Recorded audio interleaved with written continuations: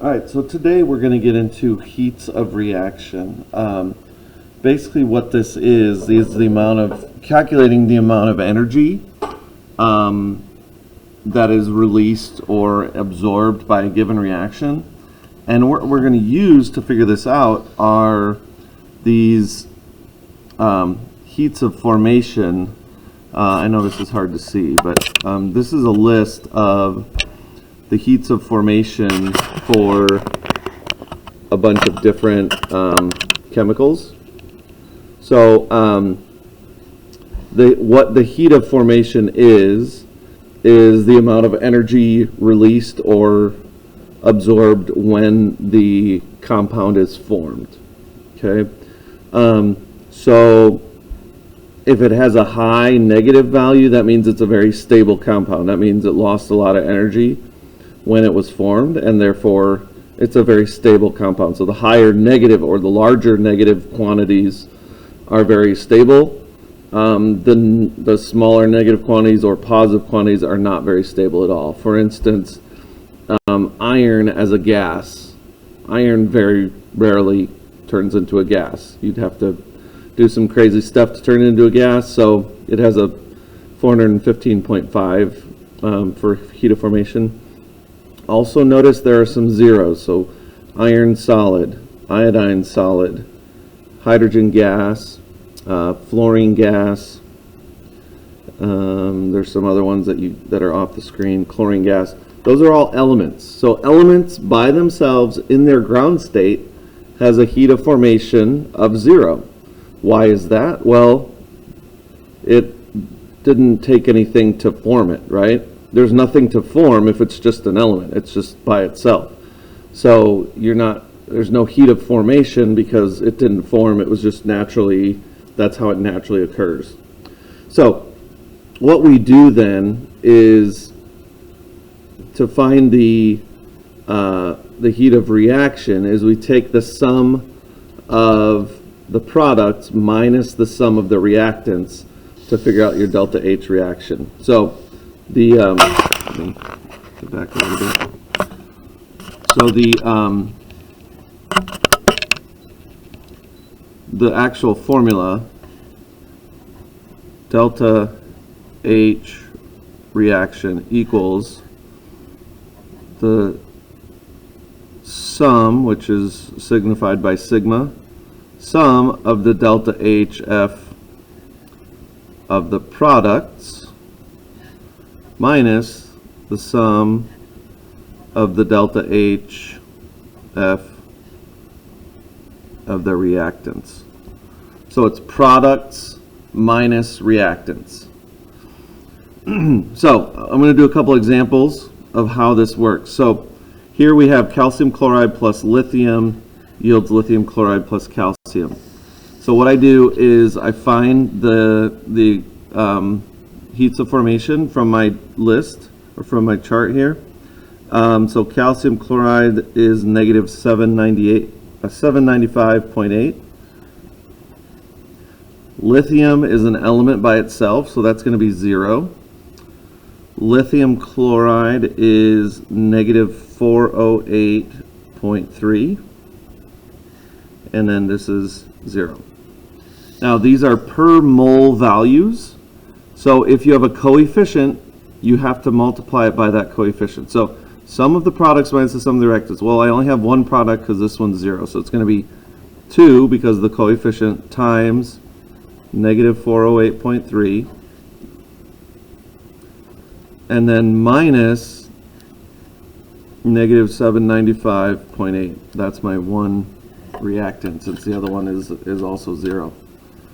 So 2 times negative 408.3 is negative 816.6 minus a negative 795.8.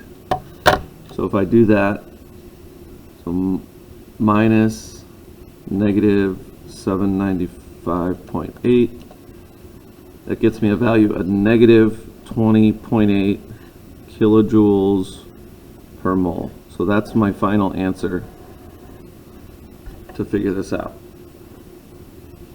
Okay. Again, the sum of the products minus the sum of the reactants. All right, so here's another one. So C6H6. Now, on this list, and you'll be using this list, make sure you have the right state of matter, because there's two different values for C6H6, one for gas and one for liquid. So I'm going to use the gas one, which is 82.9. Oxygen all by itself, that's 0. Water, vapor, water is a gas, is negative 241.82. Okay, and again, there's also liquid water, so make sure you're using the right one. And then carbon dioxide, negative 393.5. Okay, so then I want to set this up, products minus reactants. So, and I have 6 water, so 6 times negative 241.82 plus 12 times negative 393.5. So that's all one side, minus my reactants, right? So this is 2 times 82.9. All right, so 2 times 82.9, that gets me 165.8. Then if I do 6 times negative 241.82, that is negative 1450.92 plus 12 times negative 3.5. If you're good with parentheses, you can put this all in the calculator at once. But I like to do it different just to just to make sure I'm getting the right order of operations going. So then if I add those together, I get negative 6172.92, and then minus 165.8, minus 165.8, and I end up with negative 6,338.72 kilojoules per mole. So that's my answer there. Now there are other types of problems where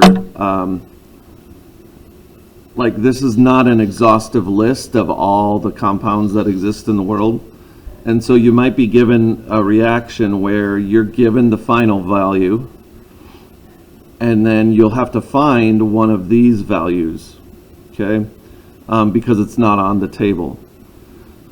So in that case, you kind of set up your equation, and then one of these values will be x, and you'll make it equal to the value given, the total value given, and then you simply solve for x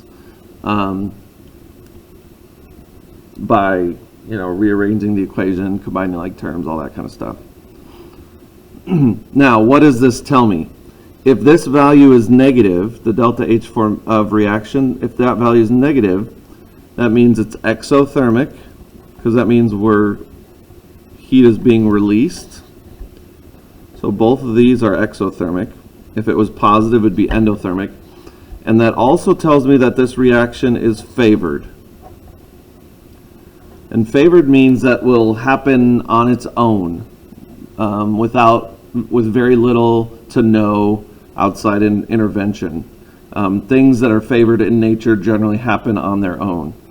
So the term used to be spontaneous, but now we use the term favored because spontaneous has the connotation that it happens quickly. Favored reactions don't necessarily have to happen quickly, they just happen on their own. Endothermic reactions need outside help, so therefore they are not favored. Okay, I think that's about it. Let me know if you have any questions.